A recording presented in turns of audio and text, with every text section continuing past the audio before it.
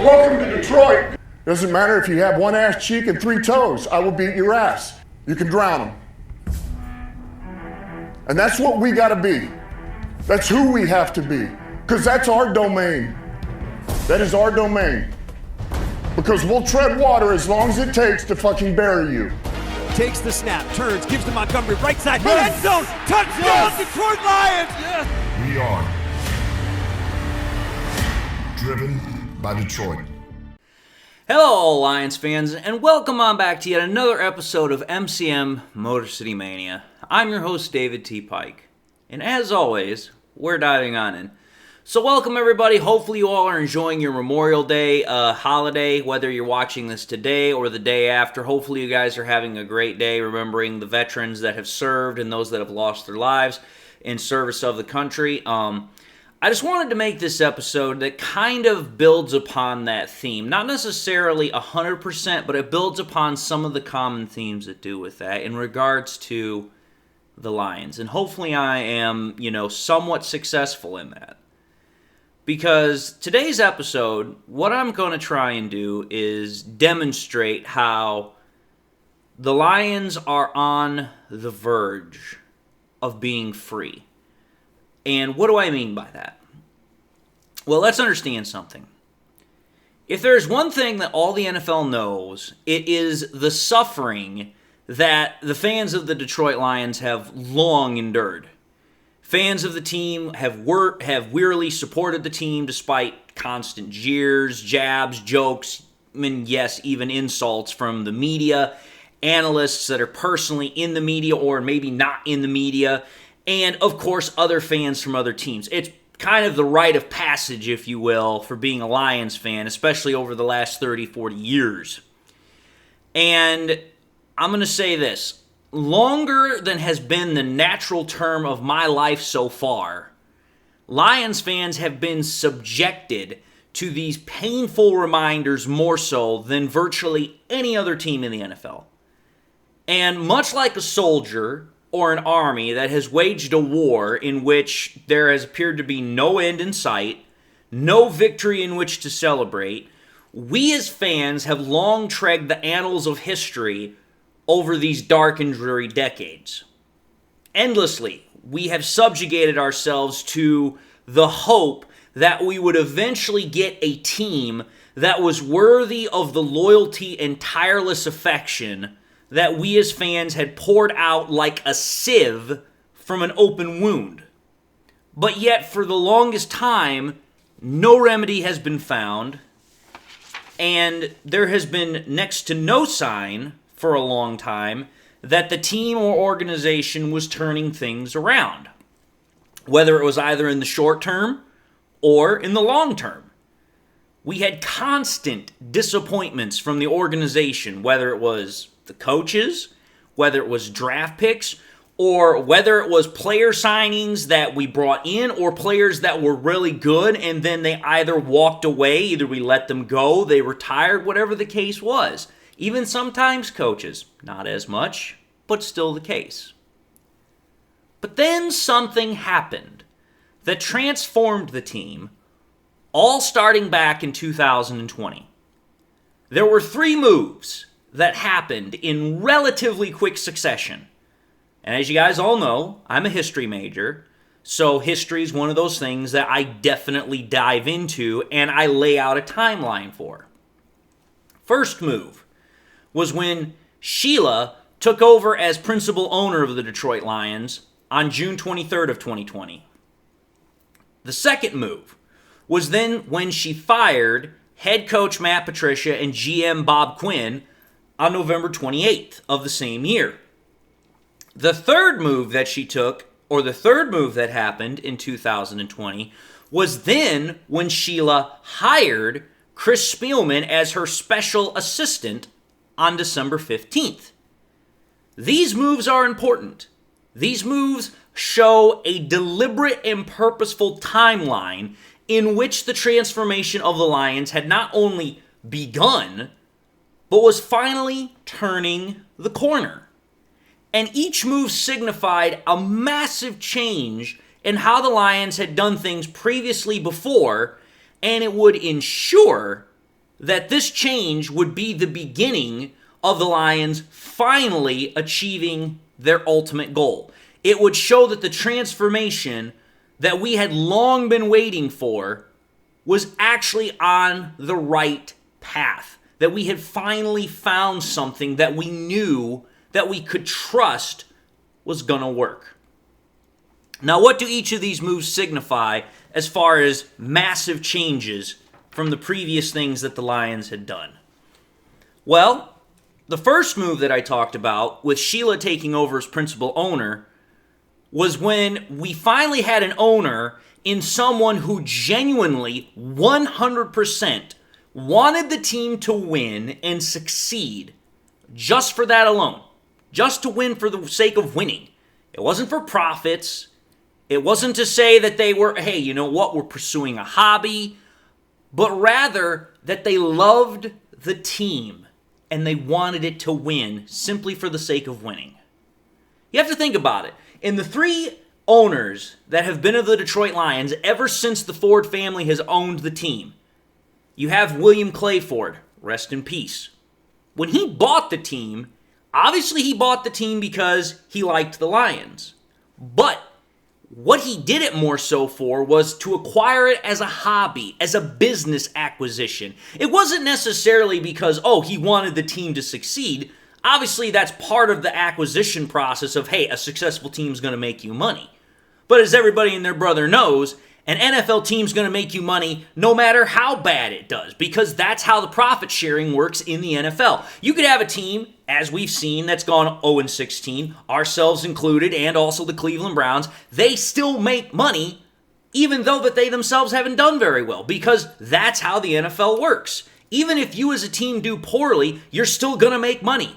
Because all the money that is made from NFL revenue sales, that's made from ticket sales, that's made from everything the NFL makes over the year, is going to get all divvied up between all 32 teams. So every team's going to make money. William Clay Ford was more in it for the money than he was actually for the team being successful. If the team was successful and it made him more money, that's great. But he wasn't seriously in it just for the sake of success. Then when he passed away, it got handed down to his wife, Martha Firestone Ford. Now, when she got the job of being the principal owner, I'll be honest, it didn't seem like she had really any interest in running the team or being in its day-to-day minutia. She was more of a placeholder, someone to hold the position and just make sure that there was an owner in place. She pretty much let the other people that were considered in charge of the organization run the team. And it was kind of the same way that her husband did it. Her husband was more invested in the Ford Motor Company, held multiple positions with the company over the years, and it seemed like the Detroit Lions were kind of like his second kind of, job. Then we finally get to Sheila. Sheila, ever since she was a little girl, loved the Detroit Lions. Ever since the very beginning of her young time as a young woman, she wanted to either work with or for the team, or she wanted to work in the NFL in some capacity. Unfortunately, at the time when that was going on for her, the NFL was still a very much male-dominated business.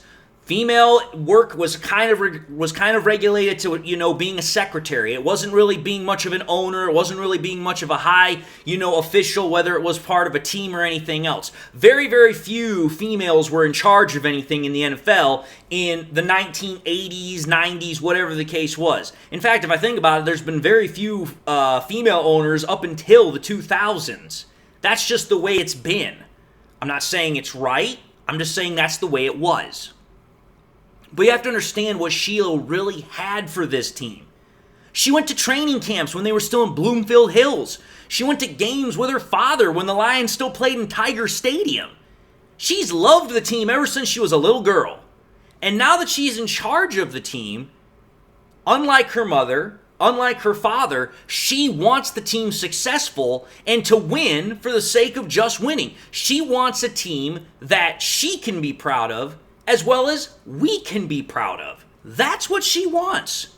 And ever since she's been in charge of the team, that has been what she's been building towards. Now, it's not just her that's building towards it, but she's the first stepping stone in that process. That brings us to the second move that I talked about, the firing of Matt Patricia and Bob Quinn. You have to think about this, folks. You take a look at the Lions over the years. The Lions have been, by far, long regarded as one of the most patient and loyal front offices when it comes to coaches in the NFL. Because think about it. I had to actually do some historical research on this. The Lions have been one of those teams that does not typically fire coaches and GMs halfway through a season. They just don't do it.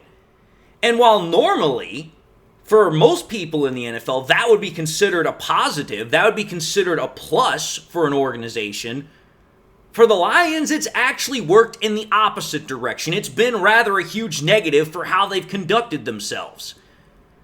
Because what it means is that the Lions have held themselves in check from actually finding the right guys by sticking with mediocrity much longer than what they should have. But when Sheila fired both Patricia and Quinn halfway through the 2020 season, she signaled that there had been a massive change in how the Lions were doing business to the rest of the NFL, and how the Lions were going to handle themselves, and how that they were going to handle their coaching staff by making sure that the responsibility for success was being put on them. Because you have to think about this. I actually did this. You want to know when the last time the Lions fired a coach halfway through the season was? It was in 2005 when they fired Steve Mariucci halfway through the season. And then when you want to know what the time before that was? When they actually fired a coach halfway through the season. Not like the coach left of his own free will. Fired. It was in 1988 with Darryl Rogers. Think about that. 1988, then to 2005, then to 2020. 3 times in the course of how long I've been virtually alive is how many times that's happened. That ought to tell you something. As I said, the Lions are very patient and they're loyal to a lot of their coaches. They will wait, rather, until the season is done before they fire a coach. When oftentimes it is more prudent to just simply, cut sling load and just say, hey, you know what? We're done. You're not getting the job done. We don't see you getting the job done. We're moving on and we're starting over right now. And that's what the Lions did when they fired Matt Patricia and Bob Quinn. They showed that they would not continue to settle for mediocrity, and they would not wait for table scraps at the end of the season when searching for front office personnel. They were done with that. Sheila was done with that. She had seen it for years when it came to her mother, when it came to her father. She was done with it. What she was going to do is she was going to go about things the right way, the long and extensive way of doing a search to find the right guys, and that's exactly what she did when over the next 2 months of searching, they found the right guys in Brad Holmes and Dan Campbell. Which then brings me to the third point, which was the hiring of Chris Spielman, which was somebody that would lead the ownership in the right direction. Because let's call it for what it is. Sheila's a brilliant woman. Sheila's very smart. She's a very intelligent woman. But when it comes to her, she needed help. She needed to be guided in the right direction. And the best thing about Sheila is that she was willing to take that. She was willing to be advised. She wanted to be in on the process. She wanted to know and listen to people who knew what they were talking about when it came to this stuff. And she found the right person when she did it, when she hired Chris Spielman. Because you have to think about it. As long as I've been alive, it has seemed that the Lions have made one bad decision after another, constantly choosing the wrong leaders, like generals making horrible battle plans over and over again, which would lead their armies to ruin. Same thing that's happened with the Lions. Bad coaching hires, bad personnel decisions. It's just been a wash, rinse, repeat over and over for years. But yet when Sheila took over, she made perhaps one of the best decisions she ever did when she hired Chris Spielman. Because she hired a guy who loves Detroit as far as the city, as far as the community, but also loves the Lions. He played an extensive part of his career with the team. He knew what the team needed, not only from a leadership component, but he understood what the team needed from a front office component. Because everyone wants to say, oh, it's either the ownership or the coaches. No, it's a joint venture. The two have to be on the same page. The ownership has to be able to say, hey, this is what we want out of our coaches, and the coaches have to be able to say, hey, this is the vision that we have for the team, and the ownership has to say, we like that. We think that's going to get the job done. And there has to be how do I put this? There has to be a movement together where they are in synchrony, where they're in harmony together, so that way they're in lockstep.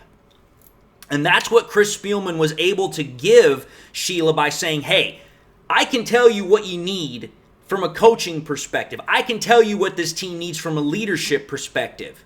You have to be able to listen to what these guys are telling you and say, hey, what is it you guys want from this team? And if it matches up with what you're looking for, which is what Spielman was looking for, then it all was going to work. And that's exactly what happened.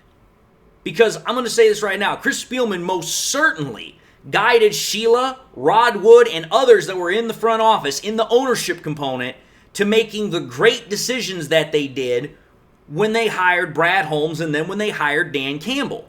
There's no doubt in my mind about that. So those three decisions, in quick succession, were what got the Lions' restorative process, transformation process, officially on its feet. And after the Lions had officially transformed the power structure of their, organization, that came to the next part, which was the transformation of the ranks of the team itself and having them led by generals who would ensure that the right culture, the right mindset, and the right attitude was instilled into this team, into their army, so to speak. That's where Brad Holmes and Dan Campbell come in. These two men have been instrumental in finding the right guys and instilling the right attitude in their foot soldiers to follow and execute orders out on the battlefield, which is the gridiron. And by doing so, they then got captains. They got captains that would then follow out their orders. The captains of Jared Goff, Alex Anzalone, Aiden Hutchinson, Penei Sewell, Amon-Ra St. Brown, and others. They would then ensure that the rest of the team would follow along with the message and the orders that were being passed down to them from the generals and from those that were in charge of them. Being in the military myself, I can tell you this team is ran with the precision of a military unit, but it's also ran with a direction that is very much like a family. Everyone has each other's back. You don't make excuses when things get tough. You carry on and you continue with the mission until it's complete. That's how this team operates. There's no days off. There's no whining. There's no complaining. There's no moaning about how, this is tough. This is hard. We're going to feel sorry for ourselves. No, it's called, hey, you get down in the dirt. You get gritty about it. You get tough about it and you do your job. And you do it with an unyielding attitude and grittiness to the principles that got you where you are and where you're wanting to go. Which, as we all know, where the Lions are wanting to go is someplace they have never been before. And that's why I have this episode with the thumbnail of We Shall Be Free the way it is. That's why I have the title about how the Lions are taking this. They've taken this transformative process, and how they have taken the sacrifices that they've had to endure, the pain they've had to endure, and they are taking that and they are transforming it into the success that they are having now towards the ultimate success that they're going to have. That's why for me, the Lions Liberation Day, it's coming, and it's coming soon, sooner than some would think. All the sacrifices, all the years of scorn, the unyielding wave of insults and jokes at our supposed ineptitude, the constant doubt at our ability to ever figure it out, or how we might or might not be able to have the right ability to make decisions. All of it will have been worth it for the first taste of that glorious wine from the years of being constantly crushed under the weight of near unbearable, pitiful hatred that others have had for our team. Our long war against the NFL and against those that have hated our team, that have been doubters of our team, It will finally see its first major victory to add to the smaller ones, albeit no less significant, but smaller ones that we've had over the last few years. The division titles, the ability to win, the ability to develop a winning culture and program. Those are all victories. But it's a build-up to that major victory, which is winning a Super Bowl. And when we win that Super Bowl and have that taste of that ultimate victory, it will break the last chain that is holding back the mighty Detroit Lions before they are unleashed like a ravenous plague on all those who have doubted, insulted, and scorned us. Then we shall be free. We shall be free to inspire fear in others as we take our rightful place as the kings of the jungle that is the NFL. That's my message for today. Maybe it spoke to you. I don't know. But I will say this. All the memories that we have had over the last 20, 30, 40 years of constantly being under the foot of the NFL and constantly been the butt end of every freaking joke about how the Lions are a team that will never get to a Super Bowl, or how those memes of the Lion King be like, oh, what's that dark side over there? Oh, that's the Super Bowl. We never go there. All that's about to come to an end, folks. Our Liberation Day, our Victory Day, it's coming. And let me tell you something. The NFL is not ready for it, because once we taste that ability to say we've gotten there, you think about it. You have a lion that's been locked in a cage or locked on a chain for so long, and once it finally gets a chance to eat, it ain't going back.